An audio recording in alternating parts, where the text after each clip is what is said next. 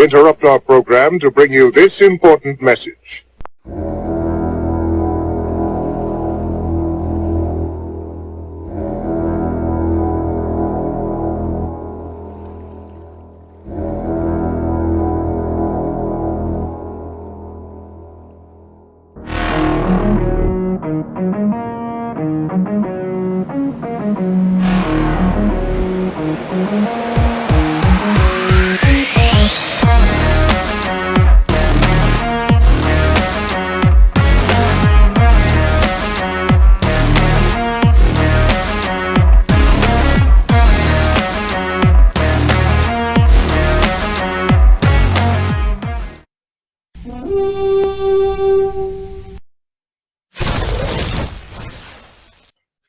Hey everybody, welcome. Episode 31 of Vikings Uncensored.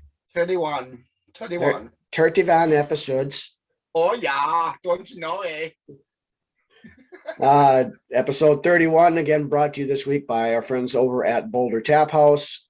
Craft burgers, craft beer, and an atmosphere the whole family will love. Go check them out.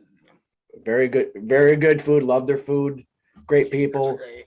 Oh yeah. And huge. And huge. They're huge. Huge. Before we get started here, I'm just going to apologize in advance. I'm battling a sinus cold of some sort here, so if my voice is off and stuff, that's why. Or if you feel the need to put on a mask just in case. Yeah, I might get that viral infection. It's not the Ronas, but if you want to stay 6 feet away from your TV while you're watching this, that's fine. You can do that. But anyway, a couple of news items here before we get into the game recap from last weekend.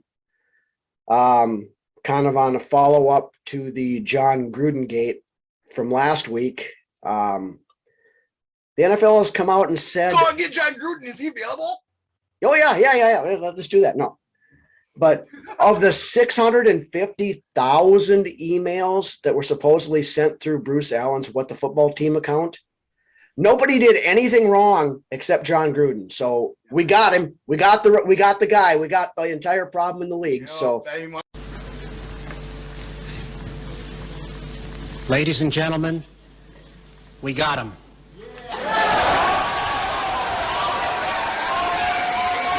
That's been the whole problem. Thanks for being that goddamn John Gruden. I mean, but we took him down. So the honesty and integrity of the ownership group, Daniel Snyder and everybody else over at What the Football Team and everybody else is now safe and clear because we got rid of the bad apples. So there we go. And if you believe that, I got some choice oceanfront property in West Central North Dakota. I'll sell you too. Do the setup there this weekend.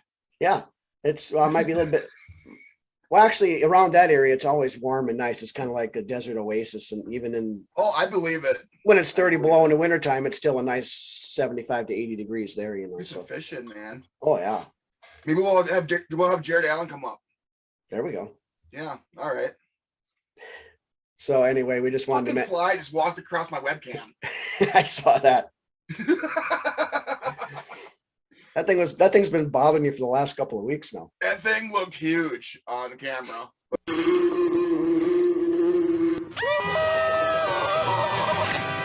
What is that thing? I know it did. That's our Halloween special effects being Halloween coming up in a couple of weeks. Sorry if we scared anybody. Yeah. Anyway, then on to some Vikings news. As everybody saw late in the game on Sunday, Patrick Peterson went down with what was described at the time as cramps. You can tell exactly what it was when it happened. Yep. And come to find out Monday, I believe it was. His leg fell off. Yeah, he has also died. And, oh shit, dude! That went from 1 to 100 pretty quick. His cramps ended up being a hamstring injury, and he's now on injured reserve. Now they are saying they're hopeful he'll be back for the Packers game in 4 weeks, but right. And to those who don't remember, injured reserve doesn't mean the end all say all anymore. It's just a few weeks. He has to miss a minimum of 3 games So the Yeah. bye week doesn't count, so he'll have to miss That's okay. the games against Dallas, Baltimore, and the Chargers. So Charges. beyond that, we finally get Obi Wangu Kenobi off of injured reserve and to the active roster. We need you. Help us, Obi Wangu Kenobi. You are our only hope in the Yes. return game. Help me, Obi-Wan Kenobi. You're my only hope. People out there are so sad that we cut Abdullah. Yep. And I mean, he's not going to have no problem finding another team to catch on with, honestly. well, and I'm going to venture to guess that, and we'll know by Friday. I'm pretty sure he probably seen this coming too. I mean, he's not stupid. Right, but my guess is, and by the time you see the show, it'll probably Practice be squad. true. He'll be back on our practice squad again because since he'd been elevated 3 times before, we couldn't just demote him. We had to He had to go release through him. waivers again to come back. Does that process start over again then? No, No. he'll. So, any time we would bring him up and cut it and do it again, then now he would have to be exposed to Permanently have to be waivers. on the squad or get cut.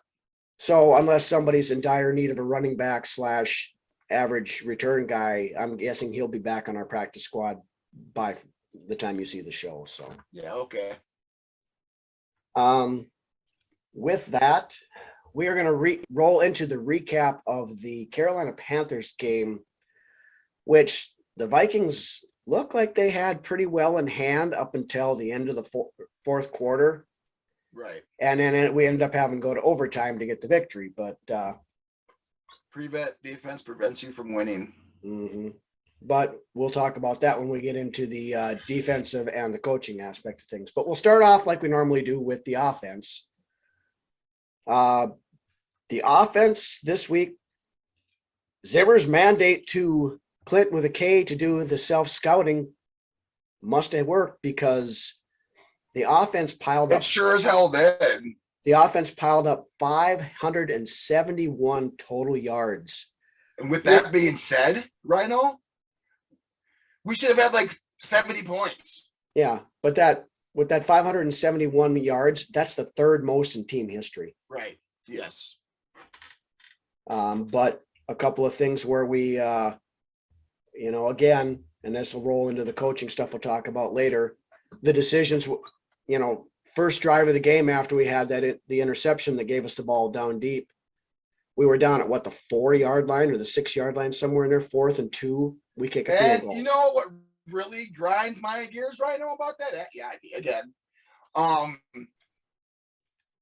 When you get down there and you have the chance to get another first down within that amount of yardage and you settle for a field goal and then you do it twice, Right. 2 consecutive drives. Well, and on that, like, and on that opening drive, we had a chance to make a statement. I mean, you get an interception on the first play from scrimmage. yeah, you're absolutely correct. You should be putting 7 points up there to make the statement, set the tone for the game. But no, we're gonna pussy out and kick a field goal, and then the next drive we're down there, similar situation. Well, you know what? The first time I was like, you know what? Honestly, we're on the road. I was like, at least get some points here. So I was like, I wasn't so bothered by it the first time, although it was there in the back of my mind. The second time that it happened is what really started to grind my gears. Yeah. But there again, and we'll talk about this later, but it's a coaching scared thing. We finally 2 times we should have went for it on 4th down, I think. Yep. We finally had a Chris Herndon sighting. He now has 1 reception in his Vikings career, 4 touchdowns. Maybe he's gonna be the next Aldrick Robinson. Just catches touchdowns for us. The next Chris Carter. All he does is catch touchdowns. Speaking of which, I put out that video yesterday. It's pretty sweet. Yeah, I saw that. It's pretty good. Check it out, guys. Now after the Herndon touchdown, we decided to go for 2 and didn't make it.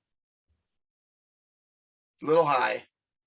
Yeah. And now here, when, this is kind of contradicting what we were talking about the other time, but, going for that early in the game, I don't think you should be chasing points, going for 2 and going for 2. If we'd have kicked. I think it was just the look of the score. They wanted the 14. right? Is that Yeah, what we're getting at? Yeah, but 14 points there. yeah, I mean, you make it 2 touchdowns, fine. Right. But if we'd have kicked either one of those extra points on those 2 2-point conversions, we never would have went into overtime because we'd have had that extra point. Well, yeah. You start chasing points that early in the game, and it can lead to bite you in the ass later You're right. on, which Absolutely. it I could see that. I could see that thought process. did. But anyway, we'll get on to some of the more of the positive stuff. Delvin Cook, what seemed like kind of a quiet day, ended up Right. This was really a quiet but productive day. 29 carries for 140 yards and a touchdown. You know, At the end of the game, watching the was game, like- I didn't think he had I was near like, where that did all much. these yards come from? Yeah, but he just But they were tough yards, is what it was. Mhm. Tough running, hard earned yards. You didn't see a lot of bursts there. It was more of like 4 and 5 yard gains at a time with a 10-yarder here and there. Right. The big run with the burst that we saw came from one of the most unlikely sources. That was awesome. CJ Ham with a 29-yard blast. 3rd down and 1. They give it to the fullback, CJ Ham, and he's still going. But yeah, CJ Ham busted through the line, made some pretty sweet moves as he was rolling down the field. 29 yards, longest run by far of his career. I looked at my brother and I said, do we have Larry Zonka on our team now? God, fullbacks aren't supposed to get runs like that. No, it's been a long time since you've seen a fullback make that kind of a run, but All stat. yeah. Then other big performances by the offense. Adam Thielen, after being largely ignored last week against Detroit, this week he comes out with 11 catches for 126 yards and a touchdown. He had been kind of ghosted in the last couple of weeks, so I was wondering where he was. But yeah, he really came out and put his stamp on this game. Yep. He catches a lot of touchdowns and he makes so many that catches, man. They're just amazing. That touchdown catch he got in the game here, that was a thing of beauty. Justin Jefferson, one-on-one with Dante Jackson. Cousins on 3rd down. Throws to the end zone. Touchdown! Adam Thielen makes the catch. Look at that. Ball literally hits him in the face mask. I mean, yes. And that's not his only one. I mean, how many of they've got to be at least 7 to 13 of those that he has in his career that are just mind-boggling. The guy, I mean, he's got the best hands I've seen since Chris Carter, as far as I'm concerned. Exactly. I've always said that too. And he's going to be a lot like Carter. I think he's going to be able to play well into age, and because he can get that separation, he's such a great route runner. I think he won't have he's a great route runner. Right. He will have no issues playing well into his 30s in this league, I don't think. Yeah, I mean, I think he can end up being like a Larry Fitzgerald type. Even when he starts slowing down, he's such a great possession receiver that. Yes, he's got the hands. He runs the great routes. He's going to be around a while unless he decides to hang him up on his own, accord. Mm-hmm. But then beyond Thielen's big performance, then of course we had the big one. Captain Kirk once again played well, very well. Yes, Kirk. 33 of 48 for 373 yards and 3 touchdowns. My respect meter is going back up for this guy. I mean, if he keeps it up, man, you are doing great this year. This is what we want to see, Kirk. Keep it up, bud. Well, and he legitimately led 2 game-winning drives in this game. End of the 4th quarter, we drove down to get into field goal range, and then, of course, Greg Joseph missed. But then turn around, we get the ball first in overtime, and what's he do? He drives us right back down the field. Madison remains in for Cook. 2nd down and 13. As Cousins throws, Osborne, touchdown! Vikings win! All 6 games this year, he has been everything that we've wanted from a franchise quarterback. Oh, he absolutely Clutch, making plays that are there, getting us into position to win games. But yeah, Kirk has been Captain Kirk this year. And I Yep. think like a lot of the times, a lot of these fans, the ones that were, like us that were questioning his ability to do these things before the season started, we all see something different in this guy than what we haven't seen in the last. It's a 2 different. seasons. He's a different Kirk this year. He absolutely is. Yes. He's a different quarterback. And even the ones that were, that have always been, all about Kirk, they see that change too. And you know what? More power to you for sticking with him through it all.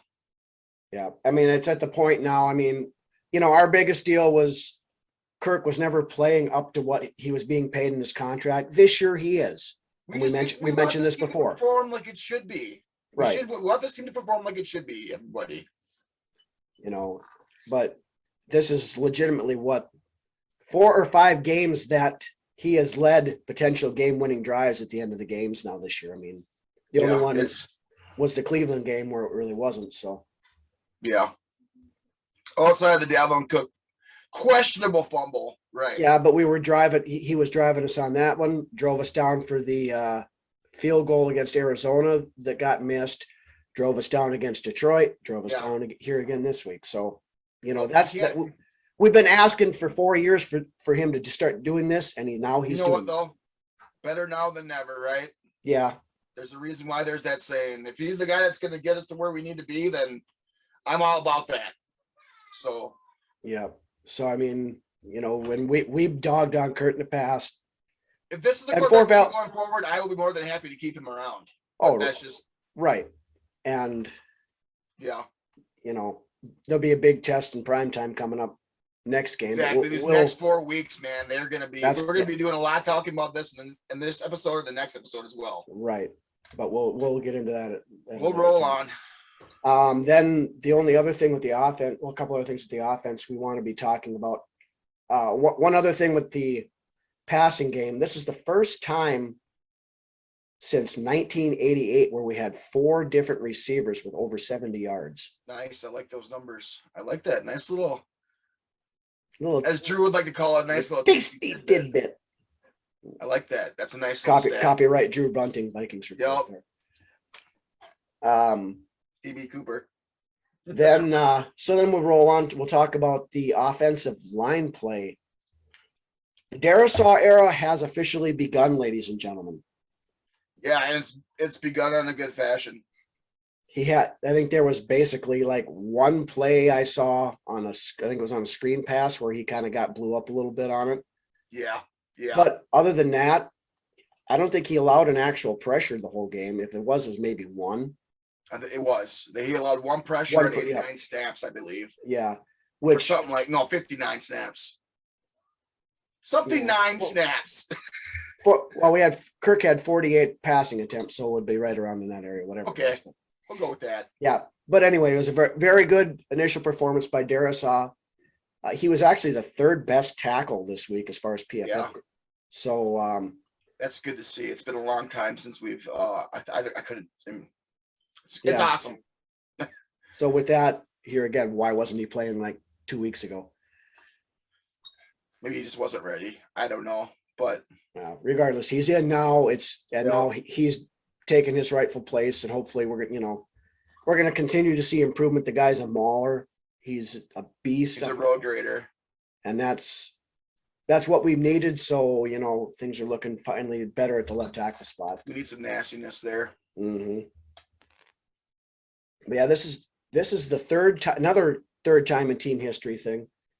Third time in team history that they had 48 or more passing attempts and given up 0 sacks. The other two times. Good little tidbit there. Yep, the other 2 times were in 1995 and 1978. I like how Zim let Kirk sling it this week. Yeah. And that was one of the things I think that came up in the self-scouting was allowing Kirk a little more freedom up there. Yeah. So, I mean, and as long as we continue on this, I think it bodes well for us. But, the only big gripe I had with the line this week was Ole Udoh. Yeah, yep. Me too. 4 penalties, Yeah. including, I think at one point wasn't it 2 straight penalties he had? It was like a holding and a false start or something like that. Yeah. If he keeps it up, you gotta. I mean, you Well, ride with him. He's your starter. Honestly, if he has another game like this, I'd want to see Wyatt Yes. Davis in there sooner rather than Yep, later. I was getting to that too. Right now though, he's your starter. He earned the job. You let it ride. You give him confidence. You put your confidence in him and let it ride through. But you get 1 more or 2 more games like this, you got to start thinking about putting Wyatt Davis in there, depending on how bad the building crumbles. Right. Well, It does. but with that, you got to have Wyatt Davis active on Sundays. We keep having him inactive, and Dakota fucking Dozier is still on the roster. Davis is probably chomping at the bit, man. If you give any of these guards a chance to take Oli's or even possibly Cleveland's job, you give it to your fucking young rookie that's chomping at the bit. You know, if anybody that's looked at Wyatt Davis and heard him talk and seen his interviews with this guy, you know when his chance comes, he's ready for it. Right. And we all know Zimmer. We see it in the preseason too. We all know Zimmer's crap with playing rookies and this, that, and everything else, but you need to get the 5 best guys you have at those positions out there on the O-line. Bradbury is still a concern. He had a couple of penalties this week too. That was one thing. Again, overall, we had like 11 penalties again this week. So that was that's what led to how things played out, in my opinion. Yeah, it was a big part of it. Can't blame the refs, but that had a lot to do with it. Right. Yeah, no. And maybe it was just sloppy play, on our part as far as those penalties go. Yeah, and I mean, how the game. There really wasn't a whole lot for ticky-tack stuff. I think that maybe that one face mask they called on Delvin Tomlinson was kind of iffy, but yeah, especially during a splash play like that. Yeah. But anyway, you got anything more you want to bring up on the offense before we move on? Or Davis is licking his chops on the sideline. That's all I can say is I can feel that.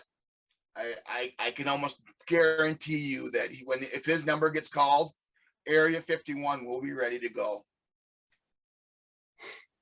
All righty. So with that, we're going to move on to the defense. And couldn't have started out much better. Very first play from scrimmage. On first down, Darnold looking to throw. Can't find anyone. Good protection. Now he fires, and it is picked off on the first play from scrimmage. Bashaud Breeland. And this guy has gotten a ton of heat the last few weeks, a lot of it from us, and it's been deserved. But Bashaud Breeland picks off Sam Darnold's first pass and sets us up nicely deep inside Carolina territory. And then, of course, we ended up settling for a field goal, but way to go, Bashaud. That's what we wanted to see. That's why we brought you here. Right. Keep doing what you're doing. Keep getting better at your job. Well, and with that, I've got some stats that are backing that up. Okay.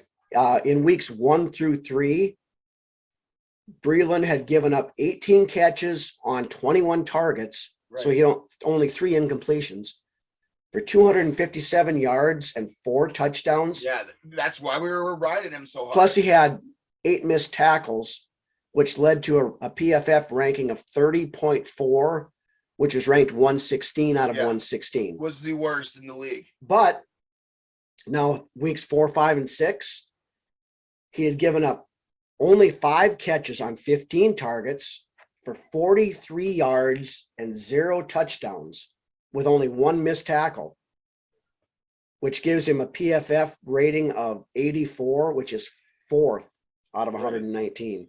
But also off of that, that's great. And that is fantastic. But he has also had some costly penalties throughout that span. And I don't know how much that plays into the ratings on BFF. But as a fan and as a spectator, you see that too, which is what brought on the boos. So if you're wondering, anything, Breeland, especially if you watch the show, that's why we rode you. Those penalties are killers. They're game killers. But he's improving, and that's all we can ask Yes. for right now. And he made a splash play, which will help. It's good medicine. So yep. And we need him to step up with Peterson out the next 3 weeks because it'll be him and Dantzler on the outside now for. Breland, you get a cookie this week. You did a good job. Yep. Would you like a cookie, son? So some other ones, I've been asking for this for, especially earlier in the season, on the last couple of weeks, he's stepping up. Delvin Tomlinson had himself a pretty good game this week. He did. And yeah, he had 4 tackles, a half a sack when Anthony Barr had the other half on that one, and 1 fumble recovery. Did a pretty good job clogging up the middle all had day. 2 sacks. Should have had 2, yeah, and then that with that phantom face mask penalty. Beyond that, our boy James Lynch had another sack this week. 2nd and 7. Darnold wrapped up. Down he goes. Yeah, James. I've always liked this guy. I have too. I've always been a big fan I like of the his since pick he in the started. draft. I've been waiting for James to get this moment. Mhm. We're rooting for you, bud. Yep. Other than that, Kendricks had a fumble recovery that New Day forced. Should have had an interception that he dropped, but Yeah. and then pretty much the defense harassed the crap out of Sam Darnold all day long. I mean, Darnold was seeing for most of the game was seeing more ghosts than Scooby-Doo.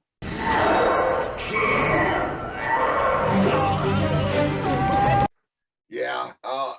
3rd and long, and he's chucking it into the dirt, and you're like, Mhm. what the fuck? If that was my quarterback, I'd be pissed. 3rd and long, and you're chucking it in the dirt and saying, fuck it, I don't even want nothing. No. Right. Man, I'd be pissed as a fan seeing that. Yep. But then, and that's what makes that last drive even more infuriating than I anything. think Darnold had 87 yards passing up until that point. Something like that. He had completed It was ugly. I mean, Ugly stat line. for most of the first half, his quarterback rating was Blutarski. 0.0. Yeah. But then we get to that last drive. And of course, we go into that prevent us from losing defense. Yeah, prevent defense prevents you from winning I mean, the game. They're down at the 4-yard line. Get aggressive, motherfuckers! And we have a 4th and 10. They complete a 40-some yard pass to their blocking tight end. Not even their primary tight end. It would be like us throwing a 40-yard pass to Ben Ellefson. Yeah. And then they had that other one where Darnold took off and ran for 30 yards or whatever Which it he's was. known to do. From Right. time to time. And he's faster than he looks. But Yes. I mean, we had You need to capitalize when you're ahead at that point in the game. You don't let them get that opportunity. No. When we were sitting back there at 4th and 10 on their own 4-yard line, we should have at least sent one blitzer on that I don't play. think we're blaming the players here by No, any means. no, we're This not. is coaching. This is complete coaching. Those players played their fucking asses off all day at Carolina, and they did everything the coaches asked, which is exactly why this leads back to coaching. Yep. And we'll get into the coaching stuff here again in a minute, so we won't go down the rabbit hole quite yet. Yep. Got any other notes on the defense you want to bring up before we move to special teams? No, I think we're good there. All right. So we'll move over to the special teams then.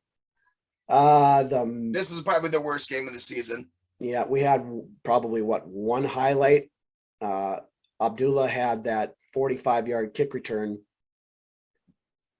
Yeah, that was beautiful. Yeah, that was basically the only highlight. Joseph started out pretty fucking hot, if you ask me. Well, I mean, he was kicking 20-yard field goals too, but Popping him through. Well, we're doing what we asked him to do. yeah. But So, then late in the game, then he starts missing everything. Which, that right hash, man. yeah, there again, everything Joseph misses, he kicks wide right. So the coaches have got to remind these guys when they're trying to set up for a field goal to Run it to the left. run it to the left to get it on the left hash. I mean, yes, we all know, okay, he's a professional kicker. He should be making the kicks. But if it's easier for him to do his job. Exactly. Then you do what's best. You set your players up to be successful. Right. Not just, oh, we're going to put it over here because all of our kickers in the past always miss wide left. So now this guy misses wide right. So, it's not rocket science. I like Joseph. I think if he starts getting on a roll, yeah, I'm not ready to give up on Joseph yet, is basically what I'm saying. Yeah. I mean, You can't. You just, at this point in time, I don't know, man. No, Is there anybody else living out there? I don't know. I mean, if we gave up on a kicker every time they missed a field goal, we'd go through them. Exactly. We change kickers more often than a lot of people change underwear. I mean, exactly. You just, at this point, as a fan, and I'm sure as Zim goes, I mean, you don't even know what to do anymore. yeah. You pull the cord and another kicker and look for somebody else. I really liked Joseph. I mean, you had what's his name? Riley Patterson. Do you look at Patterson, maybe in practice more?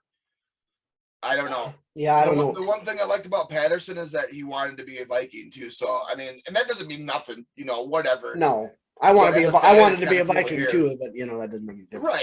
Right. If it gets to the point though, we might have to see what the kid brings to the table. Yeah. I mean, because Let's hope not. Let's hope not. Let's hope Joseph can get all of his shit together and these guys can figure it out. And we won't be talking about this in 8 weeks right. or 3 weeks, whatever it may be. Yeah. Just get your shit together. Yeah. So then Take your shit and get it together. Mm-hmm. The shit. Group it. And get it together. Pile it. Big pile. Holy shit. That's one big pile of shit. That is one big pile of shit. Yes, there you go. Fucking A. I love Goldblum, man. Oh yeah. Then of course, the other thing again, D.D. Westbrook. I don't know what the hell that guy's doing back there. He's not. There, He's on my list later for the show. So yeah, they know that he, the punter that Carolina had just joined the team on like the Thursday before the game, and they knew he was having trouble. There's a lot of those. He could have just fair caught and set us up in good position, but no, he's trying to make things happen and screws things up more than he does. I don't know. He's trying too hard to be what people expect him to be. He just needs to take what's there, especially at that position. At that position, if that's all you're asked to do, you need to be the best at that position. Mm-hmm. If that means being safe, then be safe. Don't put us into a position that's going to hurt the team. Right. But I mean, at this point in time, I'm almost out on the whole D.D. Westbrook as a punt returner thing. It's got to be smart. Be smart. Your time will come, bud. Mm-hmm. And then, of course, the biggest foobar of our special teams was the blocked punt. Exception there. Oh, the punt gets blocked! And it will be taken into the end zone for a touchdown! I was hoping we were going to get there this. Oh, yeah, of course, we're going to that, of course, got returned for a touchdown that made the game a whole lot more interesting at that point in time. Sparked life back into Carolina. Mm-hmm. Yeah, if they hadn't gotten that, the game would have been over. That was one of those haymakers where they thought they had us knocked out. But you know what? We came back and we struck them harder. So and that's one thing I'm going to give this team credit for. It was a fucking heavyweight fight, basically, all through the game. Yeah, but for so many years during the Mike Zimmer, especially during the Mike Zimmer era, and even before that, we have, adversity hit us like that, and we oftentimes we fell apart.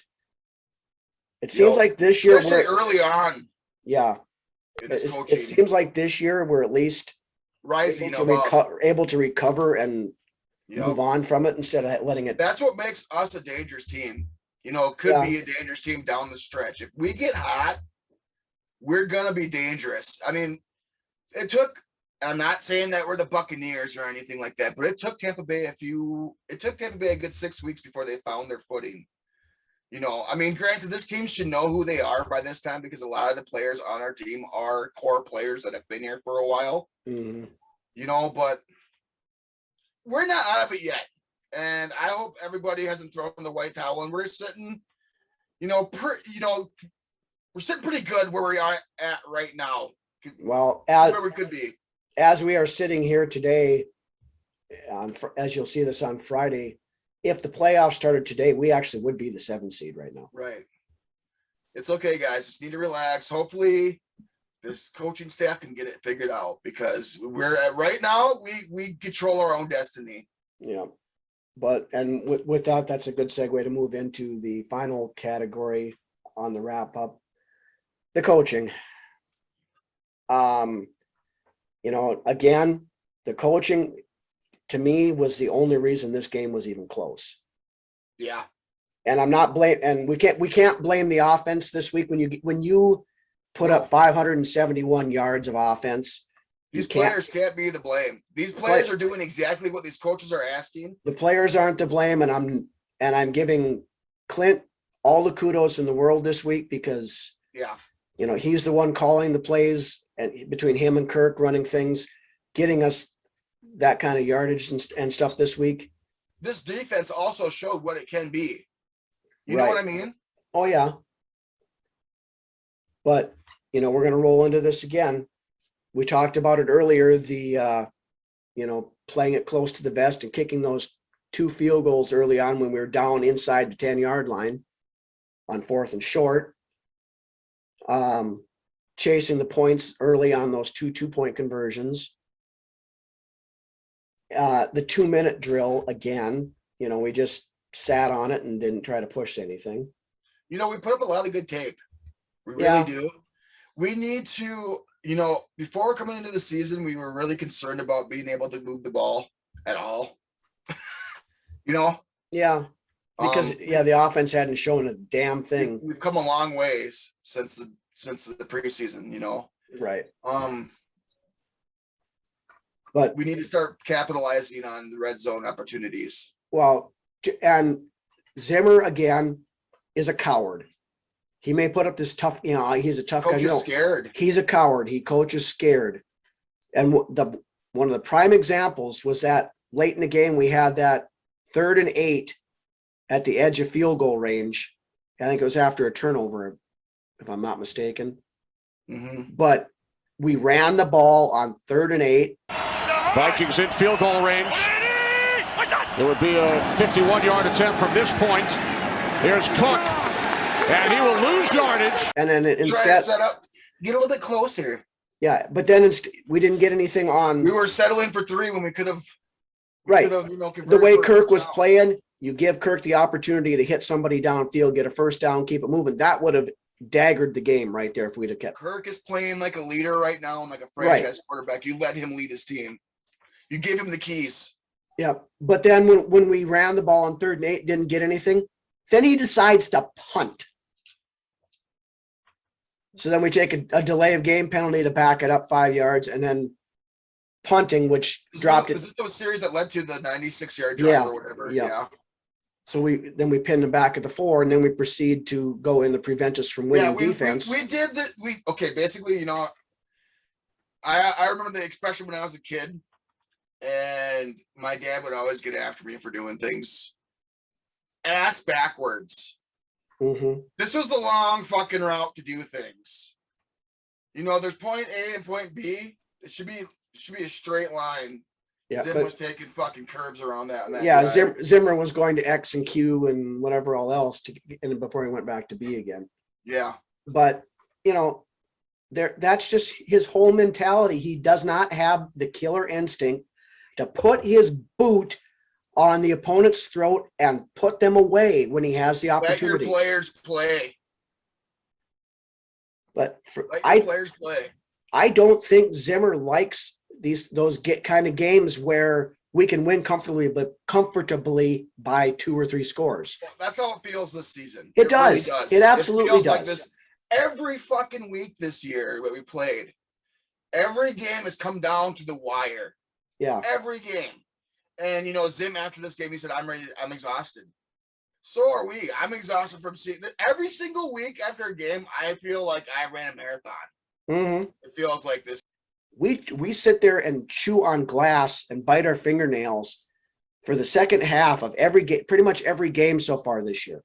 I'd rather just be fucking straight out bad than play like this. Yeah, but the thing of it is, we have the team. Not really, guys. No, but we have the team that in quite a few of these games, and we've mentioned this multiple times, the coaching is holding back the team. We could be easily beating a lot of these teams by 2 scores or 3 scores or whatever. Can you imagine if we had like a Sean McVay in here coaching right now? Yeah, so some offensive, or even an Andy Reid. If Andy Reid had this roster, yeah, you know, and that's a straight shot at Zim. well, absolutely it is. And Everything. I don't even give a fuck. No, and I'm going to maintain this. I've said it the last couple weeks. You've said it. Everything else. 90% of the problems this team has is directly related to one person, and that is Mike Zimmer. You know what? This team right now with the roster it has is honestly meant to be led by an offensive-minded coach. Oh, absolutely. The defense that we have right now and the players and the personnel on it would complement a high-powered offense that's capitalizing on opportunities very well. We could have like almost like a 98 type of team here. Yeah, you know, absolutely we could. And, you know, you put, like you said, an Andy Reid, a Sean McVay, you know, bring in, and the guy I am advocating for. Or even a fucking Kyle Shanahan. Yeah, a Brian Daboll type, like offensive coordinator in Buffalo, like what they're doing. If he was running the show here, we'd be the offensively, we'd be pushing the 98 team again. I truly believe that we could. I believe so too, Ryno. You know, but that's the thing. Zimmer does not want this team to be known for the offense. He wants it to be known for the defense. While our defense is improved, that's where the breakup is. That's where schism. That's where the breakup is in the locker room. When you got players that leave here and they're like, it feels good to be somewhere where they're more offensive minded. Seriously, when you're a head coach, you need to think about all phases of your fucking game, not just one side. If that's what you want to do, then stick to being a goddamn coordinator then. Right. And that's the thing. Zimmer loves having the title of head coach, but all he wants to do is nothing defense. to do with the goddamn offense except for letting his defense get the edge in games. Yeah. Oh, run the ball because that keeps the defense off the field, keeps them fresh. And no, running the ball, we go 3 and out. Your defense is on the field longer because we're not letting the offense do what it does best and sustain drives. And you can sustain drives and you can move the ball and you can be productive by passing as well. The pieces are there. Oh, absolutely. I mean, KJ Osborne, Mr. Renaissance Man, is the first guy not named Thielen, Jefferson, or Diggs since Greg Jennings to have over 300 yards receiving. And we're in week 6. Yeah. He's looking, that just tells you what this offense is capable of. Yeah. You know, we are light years ahead of where we were offensively from 2 years ago. Even honestly. A year ago. Yeah, there you go. Yeah, yes. Because we legit have a third wide receiver now. Yeah. And just think if Irv Smith hadn't gotten hurt. I was just thinking that too. It went through my brain as you came out your mouth. Basically, if we move on from Zimmer at the end of this year and you take this offensive core, which pretty much everybody should be back. The Kirk thing is a question depending upon his salary and whatever all else, but we're not going to get into that. But you take this offensive core and you put it with an offensive-minded coach, watch out. Exactly. Because you're going to have Dalvin Cook, you're going to have Justin Jefferson, you're going to have Adam Thielen, you're going to have KJ Osborne, you're going to have let both of your guys that you got running both your sides of your football do their jobs and not, you relegate to both sides of the ball. You don't favor one fucking side, even, and a lot of these offense, McVay gets it. He gets it. Mm-hmm. I'm not stroking his Johnson. McVay gets it. Andy Reid, he's old school too. But but the thing with Andy Reid is he's smart enough to smart might not be the right word, but he's not so stubborn that he refuses to change with the times. Right. Yes. Zimmer refuses to change with the times. Yeah. You know what? We need a coach that's going to let his staff do their jobs and not be so dictatorish. Yeah. Into what goes on. You could still be a good coach and let your offensive court and your defensive coordinator do what they're known to do. But let them have the keys to their jobs. Right. But what Zimmer's thing, this worked back in 1994, so it should work now. The league has changed so much just since Zimmer came here in 2014. Yeah. That even the 2014 philosophies don't work real well anymore. It's a constantly evolving game. Right. And that's the problem. Zimmer has not changed with the times, and he's not going to. Because he is so damn stubborn. It's his way or the highway. He's the defensive Brad Childers, who, again, was the same way, except being an offensive side of the ball. But anyway, we've dug ourselves a big enough hole with this coaching thing. I think everybody gets the point. So, but we'll move on now to the recap of our fantasy football challenge from last week. First off, again, we have the competition going on between the Vikings Report with Drew and Ted and ourselves. And then we also have a head-to-head between Lance and myself. So we will start out with between the two of us here. I feel like I lost this week. No, you actually won this week. What? I felt like all days, I'm like, I'm going to lose this shit. There's no way I'm winning this. Cooper Kupp must have got me a lot of points. Cooper Kupp saved your bacon on this one. Okay. You had a 95.85 and I had an 81.6. So that was only a 15-point spread and 14-point spread. Yeah, most of that. You want me numbers? I'm not sure. It's one of those two. Most of that was Cooper Kupp. Yeah, he had a good game. I had a good feeling about Coop. Yep. Now on the not so good side of things, Vikings Report came roaring back this week and handed us our lunch, 220.3 to 177.5. So it wasn't quite the margin of victory that we had against those guys last week, but they're learning though. So much like the Minnesota Vikings. Yeah, that's what I felt like. We all go into the bye week here at 3-3. So we will make our picks here later on in the show and see how we do this week. With that, we're going to roll into another one of our classic beer commercials. So you guys crack one open, check this out, and we will be back in a minute.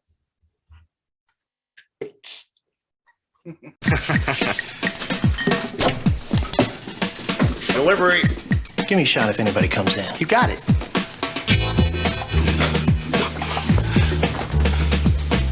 Bud Light, the mother load. Hey, here it comes. Hide.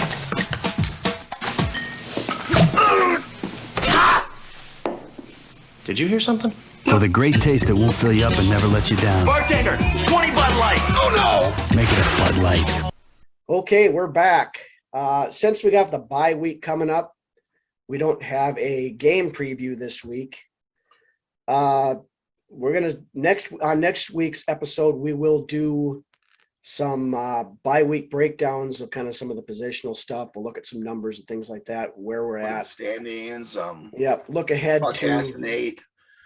Look ahead to the speculate and some other 8s and whatever else. Yep. Well, yeah. Not that one. BU after hours. Yeah. Lance, you're going to host that one on your own. I'm not going to. Sure. So we'll roll right into our picks and prognostication section here for this week. Again, this is the fantasy challenge part between not only Lance and myself, but also Vikings Uncensored and our buddies over at the Vikings Report with Drew and Ted. who you can see 10 a.m. Central Times on Friday. Great show. So watch their show when it comes out Friday morning.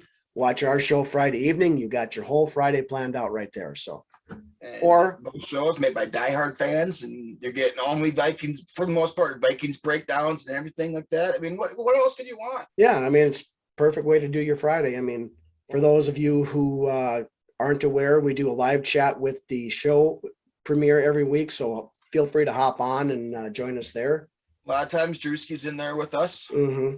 So, But it's anyway, a good little bunch that we got there, and like we always love seeing new handles come on and chat, and I mean, it's great knowing that people like what they see. So right. So with that, we'll roll into our picks for this week. Again, 2 caveats: you cannot pick anybody from the Thursday night game, since that will already have happened by the time you see both of our shows on Friday. And once you pick a player, you cannot pick them again.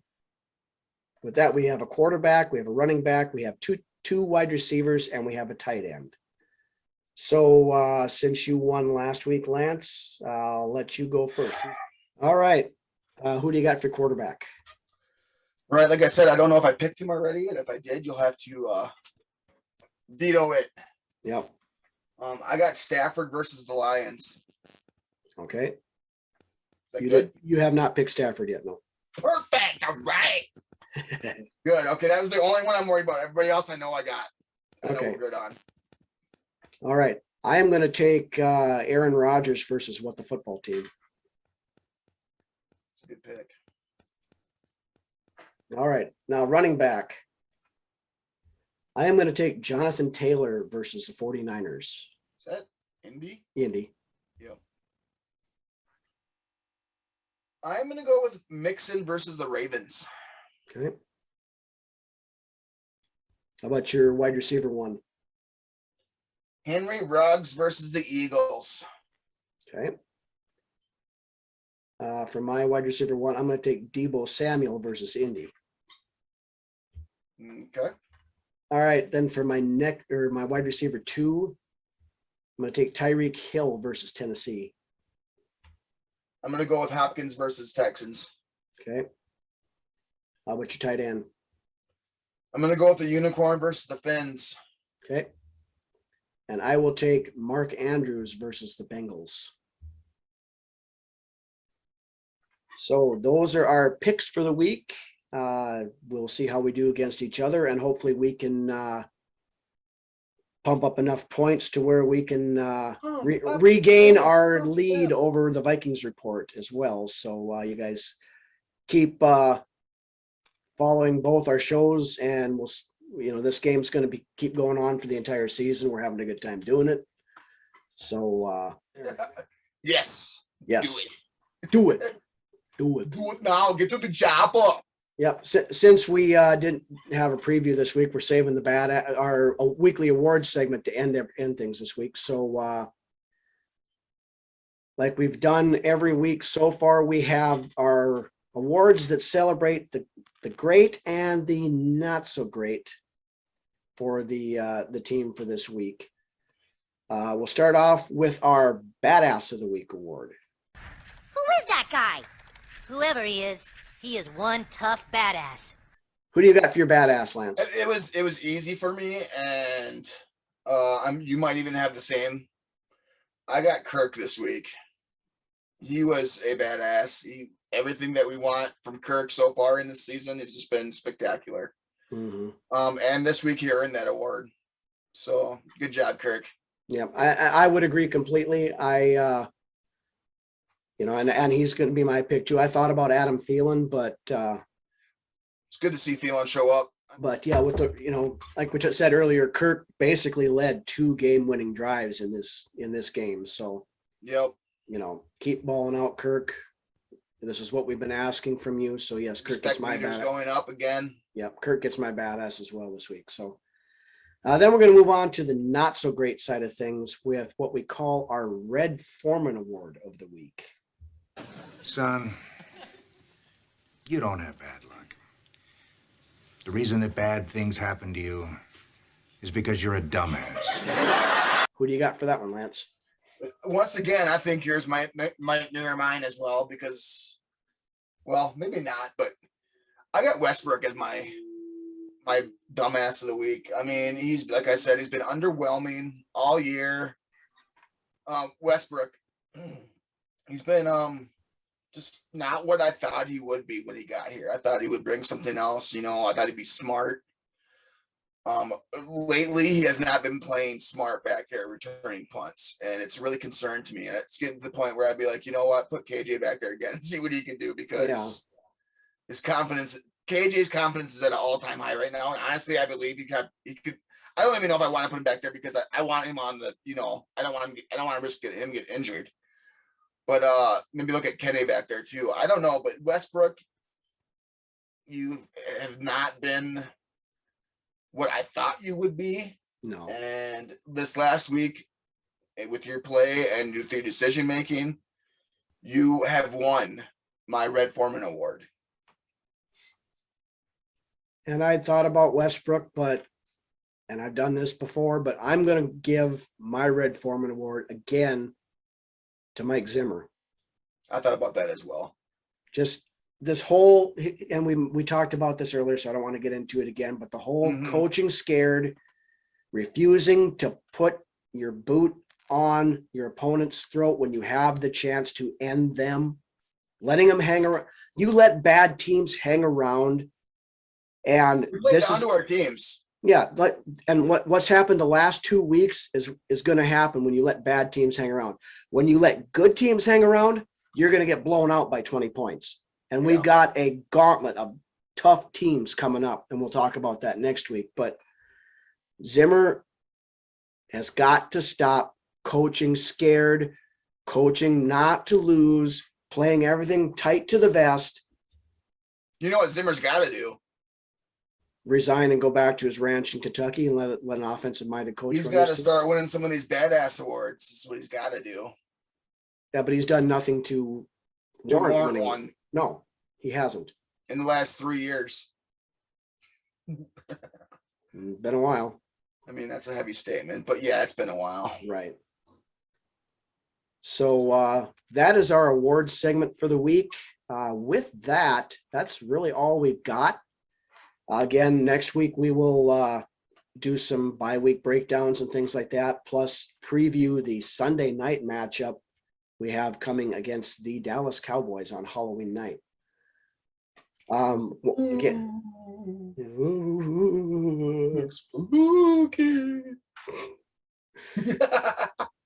again, want to thank everybody for joining us tonight.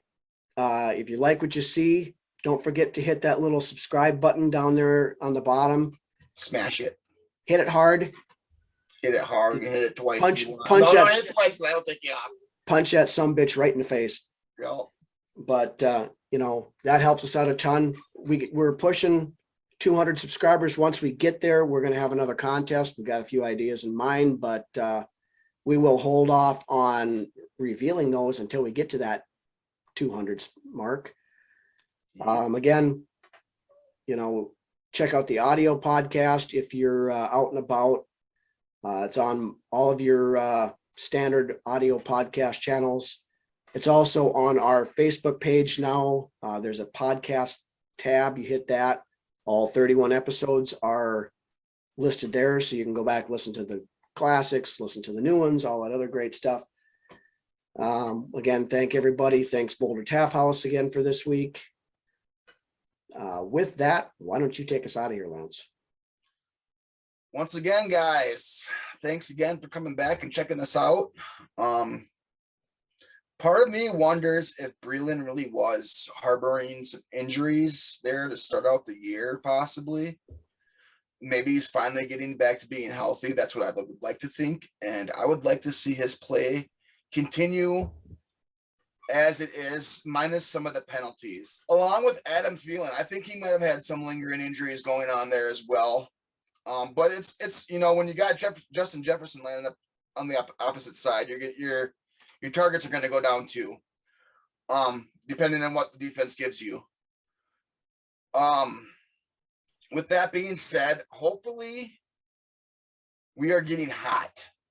hopefully we're starting to find some footing in this mud, you know, and we can get out of it and get to rolling. I had really good feelings, like intuitively yesterday about this team. Hopefully those are, you know, truth, you know, hopefully that's true, some truth to those feelings that I had yesterday.